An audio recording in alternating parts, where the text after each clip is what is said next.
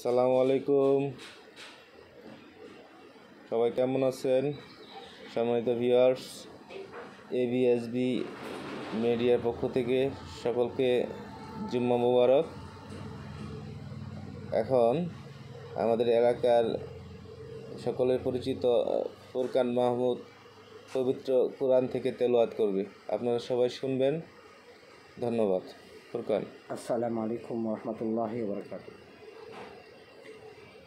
ওয়াত-তিনি ওয়াজ-যাইতুনি ওয়া তুরি সিনিনা ওয়া হাযাল বালাদিল আমিন।